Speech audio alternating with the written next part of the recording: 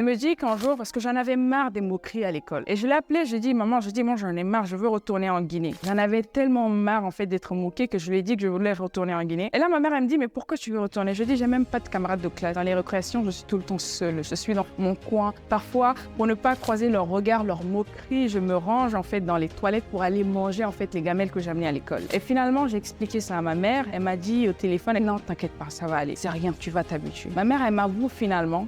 Et ça, c'était lors de ma première prise de parole en public. Elle me dit finalement, elle dit, tu sais, le jour où tu m'as appelé quand tu étais au collège, je dis oui.